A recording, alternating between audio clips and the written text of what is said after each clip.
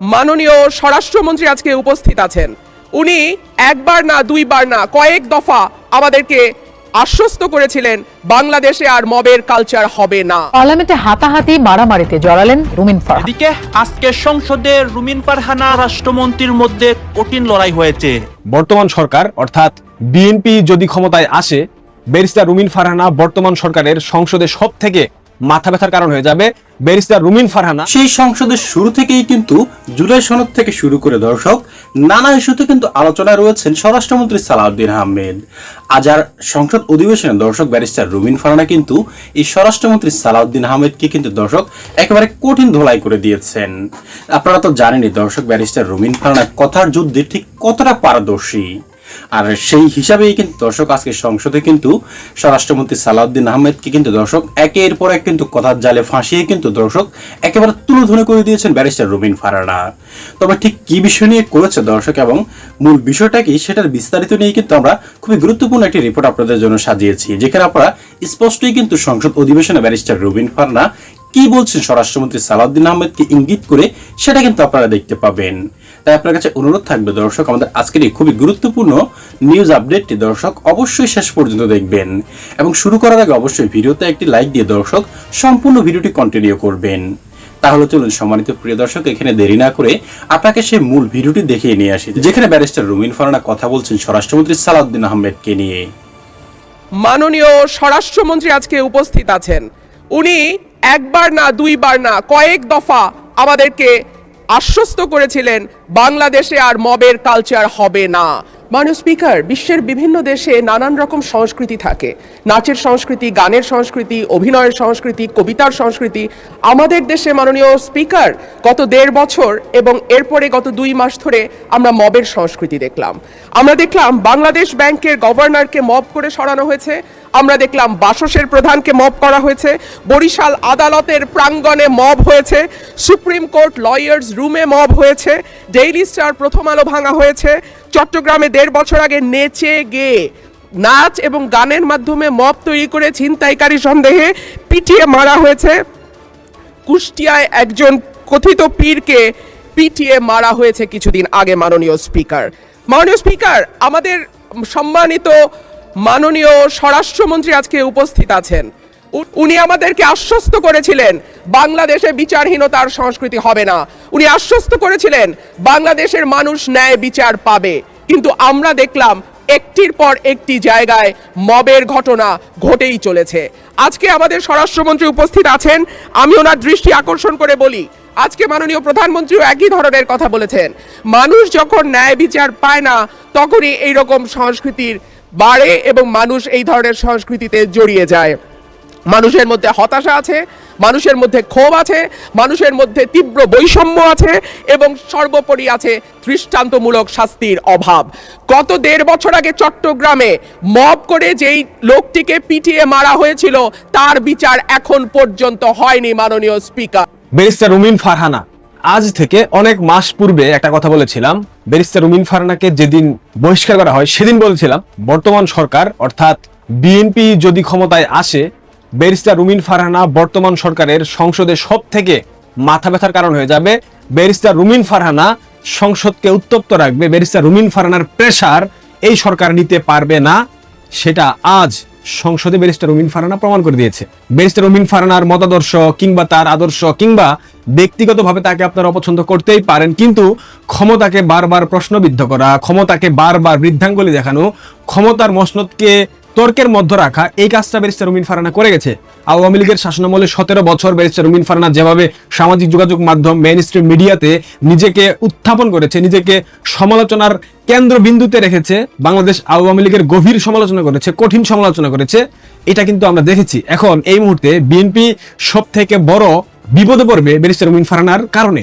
গত কয়েকদিন থেকে দেখছিলাম গণমাধ্যমগুলোতে, সামাজিক যোগাযোগ মাধ্যমগুলোতে ব্যারিস্টার রুমিন ফারহানা এনসিপিতে যোগদান করতেছে, ওই দলে যোগদান করতেছে, সেই দলে যোগদান করতেছে। এটা নিয়ে ব্যারিস্টার রুমিন ফারহানা অলরেডি ডয়েচে ভেলেতে তিনি বলে দিয়েছেন তিনি আপাতত কোনো দলে যোগদান করছেন না। এটা ব্যারিস্টার রুমিন ফারহানার একটা চমৎকার সিদ্ধান্ত, কারণ তিনি যে ব্যক্তিগত ইমেজ সৃষ্টি করেছেন, এখন যদি অন্য কোনো দলে যোগদান করেন সেই ইমেজটা থাকবে না, তার যে গ্রহণযোগ্যতা সৃষ্টি হয়েছে সেটা আর থাকবে না। ব্রাহ্মণবাড়িয়া থেকে তিনি নির্বাচিত সংসদ সদস্য, তাকে কিন্তু বাংলাদেশ আওয়ামী লীগের অসংখ্য সমর্থকরা ভোট দিয়ে সংসদে পাঠিয়েছে, কারণ সেই অঞ্চলে চাইনি বিএনপি ক্ষমতায় আসুক। আর ব্যারিস্টার রুমিন ফারহানার মারাত্মক জনপ্রিয়তা আছে, কারণ তার পিতা একজন ভাষা সৈনিক ওলি আহাদ। এই জায়গা থেকে তার একটা সিম্পেথির জায়গা তিনি পেয়েছেন। ব্যারিস্টার রুমিন ফারহানা আজ সংসদে যেই বক্তব্য দিয়েছেন, যেই বক্তব্য সম্পূর্ণ শেষ করার পূর্বেই সরকার সংসদে তার মাইক্রোফোন সুইচ অফ করে দিয়েছিল, সেই বক্তব্যটা প্রিয় দর্শক আপনাদের দেখা উচিত। বর্তমান সরকারের জ্বালানি মন্ত্রী, অর্থমন্ত্রী, স্বরাষ্ট্রমন্ত্রী এবং সড়ক পরিবহন মন্ত্রী, এই 4টা মন্ত্রী, আরো একটা আছে স্বাস্থ্যমন্ত্রী, আমি নিশ্চিত হয়ে বলতে পারি এরা সম্ভবত সবসময় নেশার ঘুরে আচ্ছন্ন থাকে, এরা সবসময় নেশাগ্রস্ত থাকে, এরা অনেকটা মানসিক বিকারগ্রস্ত হয়ে গেছে। কেন বলছি দেখেন, কয়েকটা সংবাদের হেডলাইন দেখেন। ইরান হরমুজ প্রণালী দিয়ে বাণিজ্যিক জাহাজ চলাচল উন্মুক্ত করার ঘোষণা দেওয়ার পর আন্তর্জাতিক বাজারে তেলের দাম প্রায় 9% কমে গেছে। আন্তর্জাতিক বাজারে তেলের দাম 9% কমে গেছে, কিন্তু বাংলাদেশের বর্তমান সরকার গতকাল প্রজ্ঞাপন জারি করে তেলের দাম বাড়িয়েছে। জ্বালানি মন্ত্রী সে বলতেছে বিশ্ববাজারে তেলের দাম দ্বিগুণ হলেও সরকার বাড়িয়েছে সামান্য। বিশ্ববাজারে 9% তেলের দাম কমে গেছে, কিন্তু সরকার প্রতি লিটারে 20 টাকার মতো তেলের দাম বাড়িয়েছে। এই হচ্ছে বাংলাদেশের মন্ত্রীদের অবস্থা। সিলিন্ডার গ্যাস, এলপিজি গ্যাস গত 17 দিনের ব্যবধানে 570 টাকা গ্যাসের দাম বৃদ্ধি করা হয়েছে। আজ এক প্রজ্ঞাপন দেখলাম, মেইনস্ট্রিম মিডিয়াগুলোতে সংবাদ প্রকাশ হয়েছে, বাড়লো এলপিজির দাম। 12 কেজির সিলিন্ডার 1940 টাকা, 12 কেজির সিলিন্ডার 1940 টাকা মূল্যে আপনাদেরকে কিনতে হবে। এখন আপনাদের রান্নার চুলা জ্বলবে না, মধ্যবিত্ত যারা আছেন তাদের রান্নার চুলা জ্বলবে না, এটা বুঝাই যাচ্ছে। এবং এই সিলিন্ডার গ্যাসের দাম আরো বাড়বে, ক্রমান্বয়ে বাড়বে, এটা কমবে না। বাংলাদেশের ডিএপি সার কারখানা, একটা মাত্র ডিএপি সার কারখানা, সেটা বন্ধ হয়ে গেছে। বাসের ভাড়া, বাসে 64%, লঞ্চে 1.5 গুণ ভাড়া বাড়ানোর প্রস্তাব।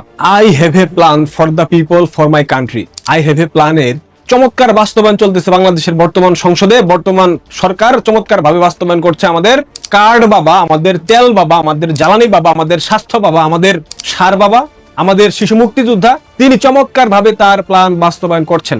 এমন প্ল্যান বাস্তবায়ন করা শুরু করে দিয়েছে, বাংলাদেশের মানুষের নাভিশ্বাস উঠে গেছে, বাংলাদেশের মানুষ হাহাকার করতেছে। ব্যারিস্টার রুমিন ফারহানার প্রতি একটা আহ্বান থাকবে, আপনি যেখানে আছেন, যেভাবে আছেন ঠিক আছেন, আপনি সমালোচনা করে যান। আপনি তো সবসময় ক্ষমতাকে বৃদ্ধাঙ্গুলি দেখিয়েছেন, আপনার এই চরিত্রের কারণে আপনাকে ভালো লাগে। আপনি কোন দল করেন, কোন দল করেন না সেটা দেখার বিষয় না, কিন্তু এই সরকারের অপকর্ম, এই সরকারের স্বজনপ্রীতি, এই সরকারের অনিয়ম, এই সরকারের দুর্নীতি, এই সরকারের সবকিছু তুলে ধরতে হবে। বাংলাদেশের স্টক মার্কেট থেকে 3000 কোটি টাকা গায়েব। ঢাকা স্টক এক্সচেঞ্জ লিমিটেড 3000 কোটি টাকা মূলধন হারিয়ে ফেলেছে। কে চুরি করলো এই টাকা? এখন তো কোনো দরবেশ বাবা স্টক মার্কেট নিয়ন্ত্রণ করে না, তাহলে কে টাকাটা চুরি করলো? 3000 কোটি টাকা হঠাৎ করে হারিয়ে গেল, এগুলোর প্রশ্নের উত্তর আমরা জানি না। আই হ্যাভ এ প্ল্যান এমন ভাবে বাস্তবায়ন হচ্ছে বাংলাদেশে, যে প্ল্যান বাংলাদেশের মানুষ অতীতে কখনো দেখেনি। কোন সেক্টরটা ভালো আছে আমাকে একটু বলেন আপনারা, কোন সেক্টর স্বাভাবিক আছে? শিক্ষা প্রতিষ্ঠানে বিদ্যুৎ নাই, শিক্ষার্থীরা ক্লাসে ঠিকঠাক মতো যোগদান করতে পারতেছে না। কৃষকের সার নাই, কৃষকের সেচের জন্য বিদ্যুৎ নাই, তেল নাই। যারা যানবাহন চালায় তাদের জন্য জ্বালানি নাই, তারা যানবাহন চালাইতে পারে না, তাদের পরিবার না খেয়ে থাকে। হসপিটালে হামের টিকা নাই, হসপিটালে যাবতীয় সরঞ্জাম নষ্ট, হসপিটালে আইসিইউ সংকট, সিসিইউ সংকট। কিন্তু আমাদের জ্বালানি মন্ত্রী বলতেছে পাচার হওয়া অর্থ ফিরিয়ে আনতে হবে। জ্বালানি মন্ত্রীর যেই কাজ সেই কাজ বাদ দিয়ে সে বলতেছে পাচার হওয়া অর্থ ফিরিয়ে আনতে হবে। জাতীয় সংসদে সরকার দল কিংবা বিরোধী দল কোন নেতা একবারের জন্য বাংলাদেশের এই সংকটগুলো নিয়ে কথা বলেছে? বলে নাই। তারা আছে এটা সংশোধন করতে হবে, এই বিল উত্থাপন করতে হবে, এটার নাম পরিবর্তন করতে হবে, এটার আইন সংশোধন করতে হবে, এই সব নিয়ে পড়ে আছে। বাংলাদেশের মানুষের যে মৌলিক চাহিদা, বাংলাদেশের মানুষের জীবন জীবিকার যে বিপর্যস্ত অবস্থা, এইসব নিয়ে ভাবার মতো সময় তারেক রহমানের নাই। বাবা তোমার দরবারে সব পাগলের মেলা, তারেক বাবার দরবারে সব পাগলের মেলা জমে গেছে। এই পাগলরা হয় সিদ্ধি খায়, না হয় সারা রাত নেশা করে, সকাল সকাল ঘুম থেকে উঠে সংসদে গিয়ে আবুল তাবুল বকে। তাদের আচার আচরণ, তাদের কথা বলার ধরন, তাদের সবকিছু দেখে এটা বুঝাই যায় বাংলাদেশের সর্বনাশ হয়ে গেছে। আমি আগেও বলেছি, এখনো বলছি, বাংলাদেশের সর্বনাশ হয়ে গেছে, আপনাদের সর্বনাশ হয়ে গেছে। আপনারা এই সর্বনাশী সরকারের হাত থেকে রক্ষা পাবেন না। যদি রক্ষা পেতে চান, আরো একটা গণ অভ্যুত্থান প্রয়োজন, এবং এই গণ অভ্যুত্থানের নেতৃত্ব দেবে বাংলাদেশের কৃষক, শ্রমিক, মেহনতি মানুষ। দেখেন আপনারা যা ভালো। দর্শক শ্রোতা, ব্যারিস্টার রুমিন ফারহানার কথাগুলি তো শুনলেন। এমনকি ব্যারিস্টার রুমিন ফারহানাকে নিয়ে দর্শক যত আলোচনা সমালোচনা হচ্ছে সেটাও কিন্তু আপনারা দেখতে পেয়েছেন। বিশেষ করে দর্শক সালাউদ্দিন আহমেদকে ইঙ্গিত করে এই কথাগুলি বলার উদ্দেশ্য হচ্ছে, বর্তমানে কিন্তু প্রধানমন্ত্রী তারেক রহমান নির্বাচিত হলেও সংসদ কিন্তু নিয়ন্ত্রণ করছে সালাউদ্দিন আহমেদকেই। দর্শক সেটা কিন্তু আপনারা অনেকেই জানেন। আবার সোশ্যাল মিডিয়া জুড়ে কিন্তু দর্শক এই বিষয়টি নিয়ে অনেক কিন্তু সমালোচনা হচ্ছে যে প্রধানমন্ত্রী হচ্ছেন একজন, কিন্তু সংসদ পরিচালনা করছেন অন্যজন।